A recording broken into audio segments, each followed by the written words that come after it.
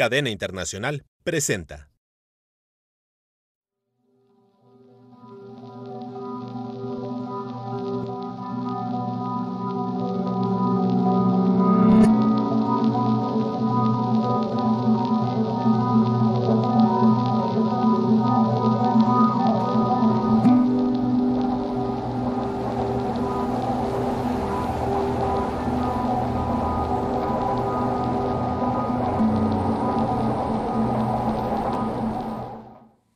Hola, ¿qué tal? Bienvenidos a su programa Retos de México.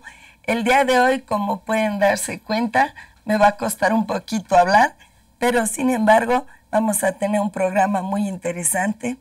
Está con nosotros un gran periodista, conductor de radio, Gabriel Castillo, nos va a acompañar en la conducción. Bienvenido. Buenas noches. Y también está con nosotros el licenciado José Alfonso Suárez del Real. Y bueno, van a ver toda su trayectoria y cosas tan interesantes que nos va a plantear el día de hoy. Bienvenido. Gracias. Muy buenas noches.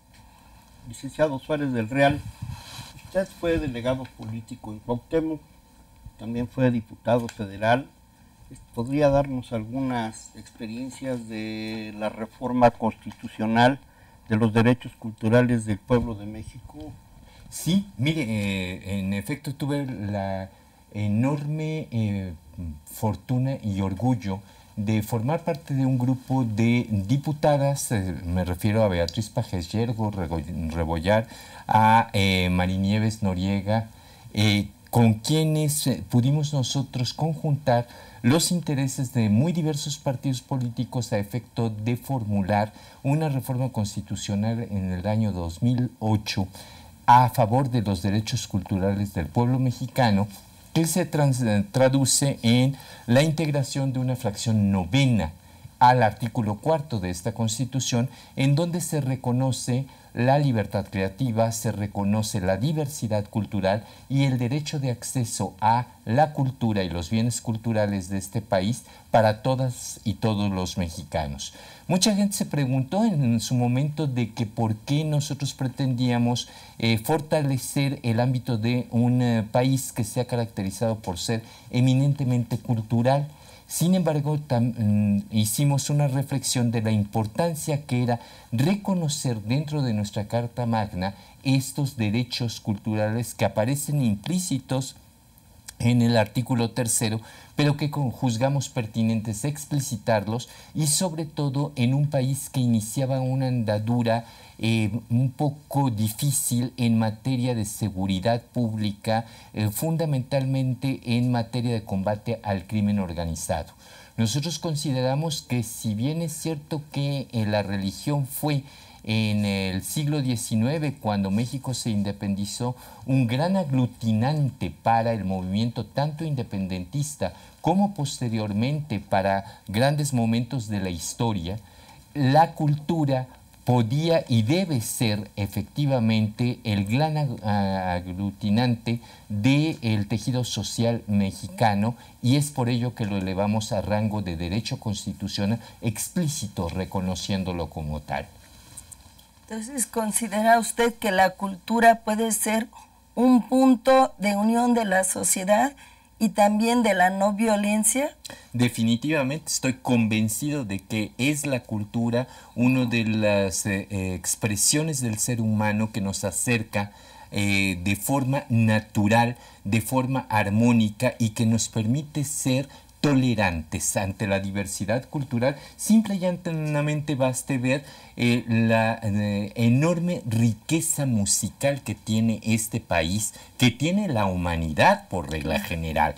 Y si nosotros vemos la búsqueda de la armonía, y no estoy hablando de cosas totalmente clasicistas, sino que existe armonía también en el hip hop, existe armonía en otras muchas manifestaciones del quehacer musical, y eso hermana, eso ayuda. Lo que hay que estar atentos son a los contenidos, que esos contenidos coincidan propiamente con estos principios de armonía y paz que hacen del sonido humano, que ese es el origen de la canción, que la voz es el instrumento musical más perfecto de la creación, y es a través de la voz y es a través de la palabra como nosotros logramos derribar las grandes barreras que pueden generarse entre los propios seres humanos. Muchas veces una sonrisa gutural dice más que cientos de palabras queriendo dar una bienvenida o manifestar la alegría y la felicidad.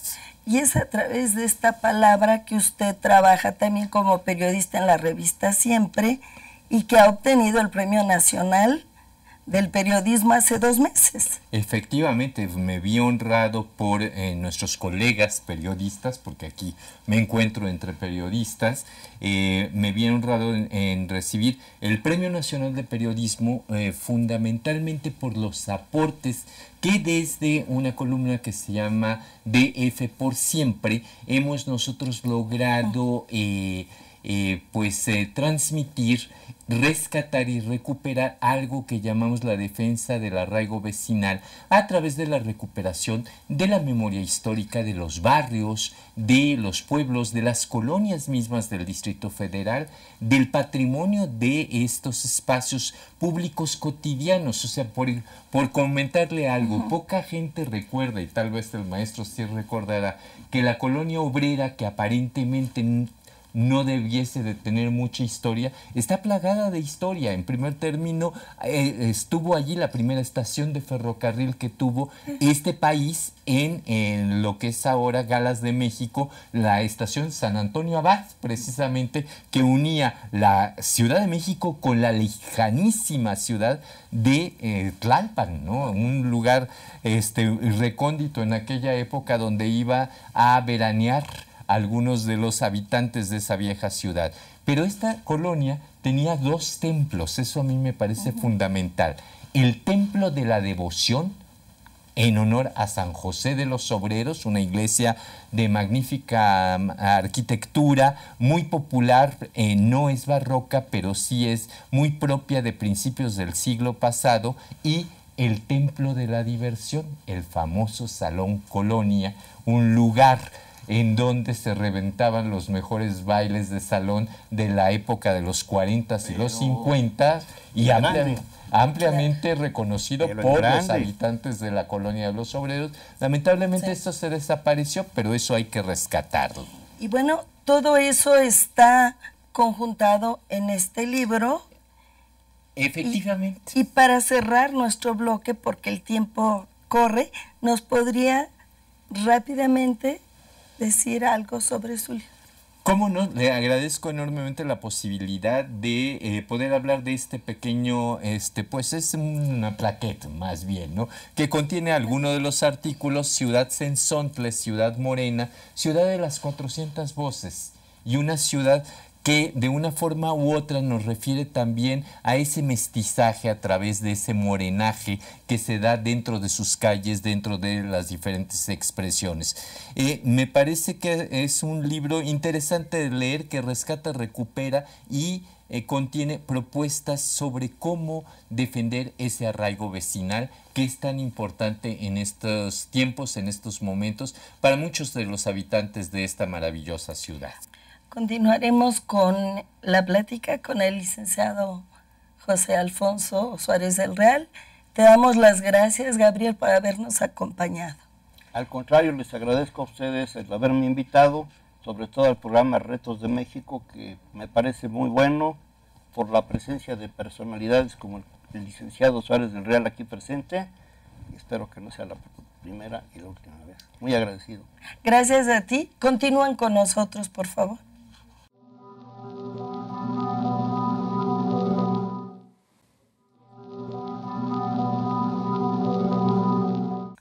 Continuamos y está con nosotros Faruk Miguel Taque, y nos va a acompañar el programa también Nancy Vázquez. Ella es periodista, es conductora de radio y es contadora, y nos va a ayudar a hacer la presentación de nuestro invitado especial. Muy buenas noches, agradezco mucho Agradezco mucho esta invitación, Cinia, muchas gracias. Y le agradezco mucho a este jovencito que nos esté acompañando esta noche. ¿Nos podrías presentar a Faruk? Sí, les vamos a presentar a este jovencito con mucha valía.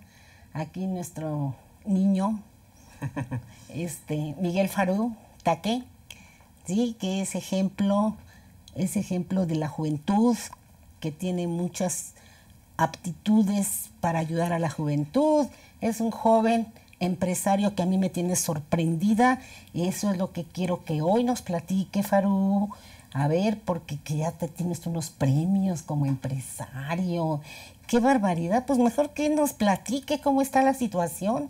A ver, Faruk, queremos escucharte. Pues bueno, ya estuve ya en un par de veces en Líderes Mexicanos, ahí en la revista. Formo parte del Club Líderes Futuro por mi edad. También fui nominado 2 veces por Entrepreneur al Empresario Joven del Año. Y bueno, pues estamos aquí también. Ahora me estoy enfocando mucho también en la parte política, ayudando a los jóvenes de la Ciudad de México, especialmente en la delegación Cuauhtémoc. Y pues principalmente es lo que hago. Bueno, soy egresado de la UVM, ingeniero mecánico industrial. Y pues aquí estoy. Muchas gracias por acompañarme y por invitarme más bien a este programa. No, gracias a ti. Te quiero hacer una pregunta. ¿Cómo entraste dentro de este mundo del liderazgo social? A mí me llamó mucho la atención participar en política, sobre todo pues porque hay un medio para ayudar a la gente. Yo viví muchas situaciones por el ramo empresarial, por el ramo estudiantil, donde yo dije, pues tiene que haber un joven que podría ser yo, pueden haber muchos más que los pueda representar, porque hay muchos déficits en la parte de los jóvenes. Yo me puse a meter y me metí mucho en la parte de los jóvenes, y vi que, bueno, actualmente se suenan muchas reformas, reforma energética, reforma laboral, reforma de telecomunicaciones, entre otras, pero no ha habido una reforma de jóvenes. La atención hacia los jóvenes de la parte política es nula o muy poca. Entonces fue cuando yo dije, necesitamos empezar a trabajar en eso. Necesitamos empezar a trabajar en ello. Por ejemplo, yo no sé si la gente lo sepa, se los quiero comentar un dato que a mí me pareció muy relevante. El sector más grande a nivel nacional, compartido con el de la tercera edad, es el de los jóvenes.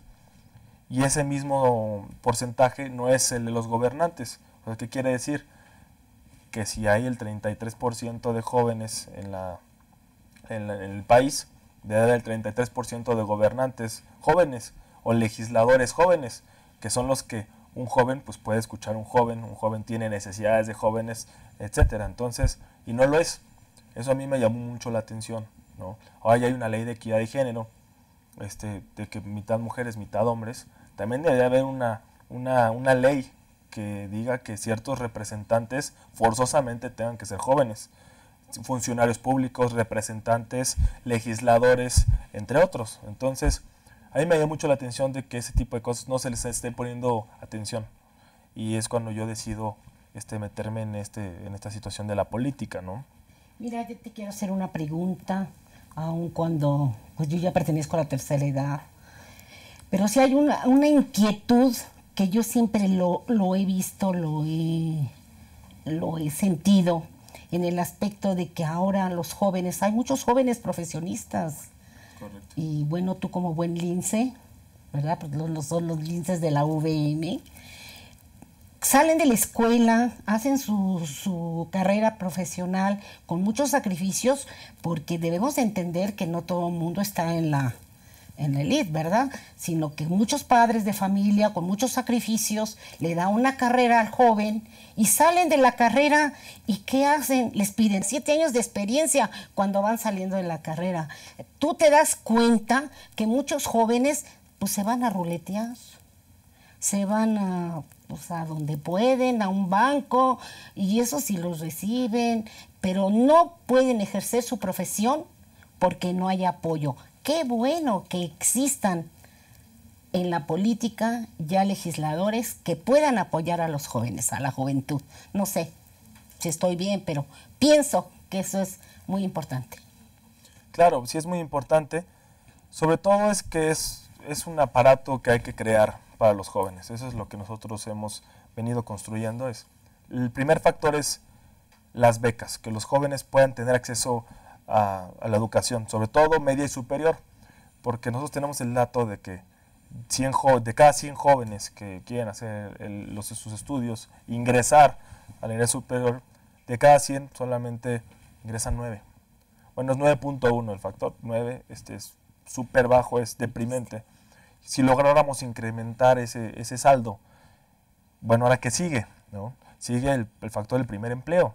Los jóvenes, hay un factor de que, o una de dos, o te piden experiencia o te piden juventud. Si ya estás muy grande, ya no te quiero. Y si estás muy joven, tampoco, porque no tienes experiencia. Entonces, necesitamos crear un sistema y necesitamos crear un programa donde se haga el primer empleo para los jóvenes y sea retroactivo. ¿Qué quiere decir esto? Que así como ya les pudimos ofrecer, y que aparte es un derecho constitucional la educación gratuita en nuestro país, que pues, por evidentemente no se cumple al 100, tengan acceso a su primer empleo, ¿no? Que hayan incentivos fiscales, incentivos económicos, incentivos sociales, incentivos civiles sobre todo, para el joven cuando acaba su carrera pueda acceder a su primer empleo. Un tema muy interesante. Vamos a regresar contigo después de este corte y a ver las campañas políticas. Te agradecemos, Nancy, tu presencia. Al contrario, agradezco a ustedes. Y continúan con nosotros.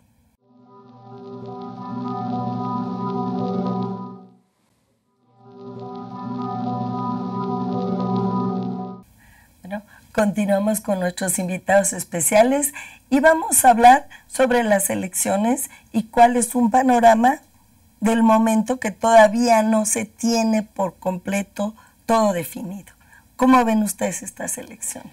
Mira, a mí me gustaría hacer una separación entre lo que es Distrito Federal y el resto del país, porque hay diversas particularidades que creo que nos llevaría muchísimo tiempo hablar sobre de ello.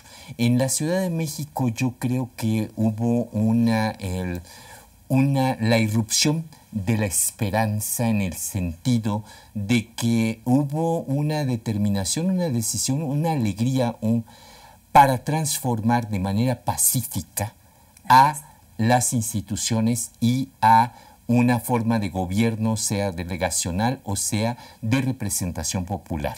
A mí me parece que es muy importante resaltar el hecho de que a través de un proceso al que le apostaban al abstencionismo, al que apostaban toda una serie de prácticas viciadas, que de una forma u otra la sociedad salió en la capital y dijo: queremos un cambio y lo queremos por la vía pacífica.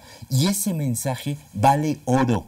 Ese mensaje habla de una sociedad que está dispuesta por la vía pacífica a generar transformaciones y cambios, y que está mandando un mensaje muy claro a los violentos de que no es por ahí, que esta sociedad no le va a entrar por allí.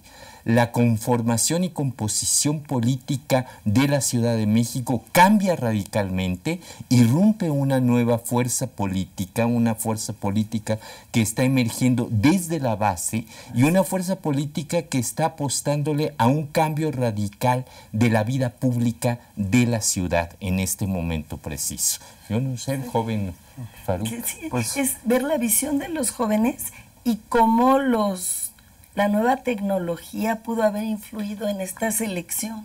Pues yo creo que es muy importante la participación de los jóvenes en estas elecciones. Más bien fue muy importante, va a ser mucho más importante en el 2018. Actualmente los jóvenes, por ejemplo, en la Delegación Cuauhtémoc, representamos el 23.4% del padrón. Y esperamos, vivimos una votación, pues yo creo que muy buena en estas elecciones. También quiero diversificar un poco el Distrito Federal a nivel nacional. En el Distrito Federal hubo algunos cambios en algunas delegaciones, en la Asamblea Legislativa, y nosotros como jóvenes jugamos un papel muy importante. Otro papel muy importante que yo creo que fueron las redes sociales. Las redes sociales fue un factor determinante, yo creo que en estas elecciones, porque sobre todo para un joven como yo, como los que nos escuchan ahorita en la televisión, es mucho más fácil ver tus redes sociales que incluso ver un periódico o consultar las noticias de su preferencia. Hicimos nosotros unas consultas con los jóvenes y creen que la mayor difusión o la mayor concentración de noticias es en las redes sociales, principalmente Facebook y Twitter. Entonces, Nosotros estuvimos también trabajando mucho en esa área de los jóvenes, haciendo consultas ciudadanas de los jóvenes, qué es lo que quieren, qué es lo que les preocupa realmente. No lo que dicen los gobernantes actuales, qué es lo que nos preocupa. Nosotros hicimos una consulta real con todos los jóvenes, con liderazgos juveniles, qué es lo que les preocupa. Sacamos propuestas muy interesantes. Por ejemplo, llegamos a la conclusión de que sí se requiere un hospital veterinario público, que sí se requiere educación para todos los niveles. Por ejemplo, hay muchos jóvenes que se quedan sin estudiar, muchísimos jóvenes. Y no solo eso, cuando le dijimos a los jóvenes, bueno, ya tienes tu beca, ya puedes estudiar, lo primero que nos dijeron es, ¿y cómo vamos a llegar a la escuela, no? Entonces también necesitamos programas de movilidad. Eso también lo sacamos con las consultas de los jóvenes, donde hacer deporte es muy importante. Y Faruk, ¿podrías decirnos cómo viste los jóvenes en esta elección y la importancia de las tecnologías modernas? Pues bueno, fue muy importante la participación de los jóvenes, sobre todo en redes sociales, en estas elecciones. Bueno, yo principalmente también salí en bicicleta con un grupo de amigos y sí vimos que los jóvenes sí estaban saliendo a votar. Fue muy importante el factor del fútbol, la verdad sí fue importante, los jóvenes les importa mucho el tema del fútbol, pero pudimos lograr persuadir que los jóvenes salían a votar, no todos obviamente, pero yo creo que sí subimos el índice de votantes de los jóvenes. O sea, ¿sí es mayor que en otras ocasiones? Sí fue mayor, de hecho nuestra expectativa de votación a nivel general sí se superó. Nosotros pensamos que iba a salir a votar mucho menos gente, sobre todo por el factor fútbol y el factor que es elecciones, o sea, que quiere decir que no hay elecciones ni para presidente, ni para gobernador, ni para senador. Entonces, pero yo creo que se superó la expectativa, y yo creo que los jóvenes se informaron más, eso también fue un factor muy importante, sí se informaron más, sí visitaron más los sitios virtuales y las propuestas de los candidatos. Yo creo que el portal de Yo Decido fue una opción, yo creo que fue una buena opción.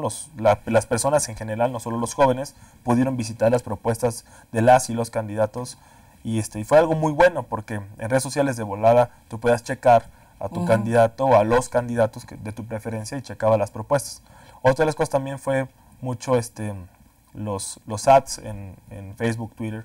Eso fue algo muy importante para los jóvenes.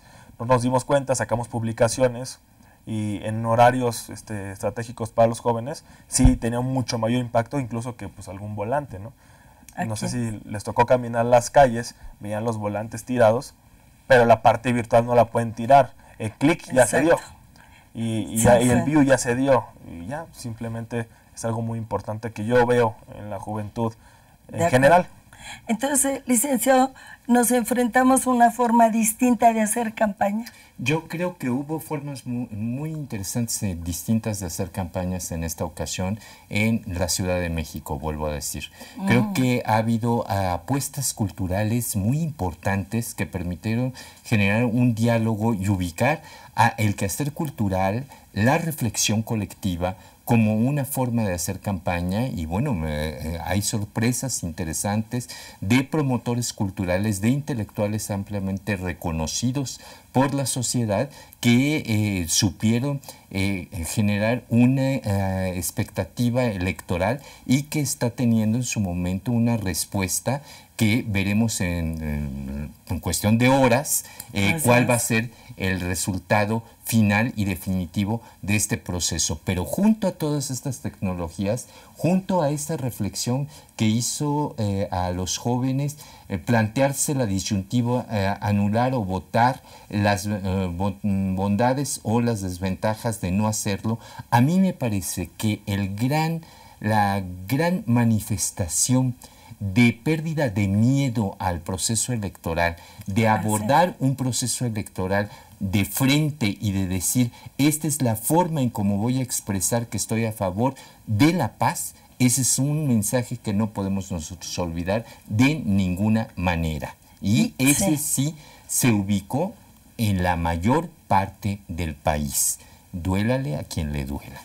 El miedo era en general que pudiera haber conflictos, pero fueron unas buenas elecciones. Dentro de todo sí, o sea, si ya abordamos en peculiaridades y particularidades, que creo que no es el tema de esta reunión, que estamos aquí con gente joven, que estamos aquí con esta esperanza hecha juventud, creo que son pocas y que deben de ser motivo de análisis mucho más profundo. ¿Qué fue lo que ocurrió en ciertas regiones en donde no fue por la elección? El proceso electoral simple y llanamente entró en una coyuntura de confrontaciones y tensiones que hay que resolver de otra forma. Si lo vemos desde un punto de vista general, el proceso, diríamos nosotros que fue el portavoz general de que el pueblo mexicano todavía le está dando un voto de confianza, no a los partidos, le está dando un voto de confianza a los procesos pacíficos, y aquellos que resulten mandatados por el voto popular, ojo, no van a ser los partidos los que van a responder por ellos, tiene que ser cada individuo. Eso también a mí me quedó muy, muy claro, de que es cada individuo a cual le estoy dando el voto, que me está proponiendo algo y que si gana lo voy a seguir vigilando. Eso es muy importante, ese es el valor de estos procesos de transparencia que se dieron, que los medios Facebook, Twitter, etcétera, hicieron tan populares, como el 3x3 y todo este tipo de plataformas que transparentaron la calidad y los compromisos de los contendientes. Como ven, todo lo bueno tiene un término. Ya se acabó el programa, les agradecemos mucho su participación. Faruk, muchas gracias. José Alfonso Suárez del Real, ¿nos podría regalar un libro para nuestro auditorio? ¿Cómo no? Con mucho gusto. Y ya saben, hay un libro para alguno de ustedes. Gracias por estar con nosotros. Cadena Internacional presentó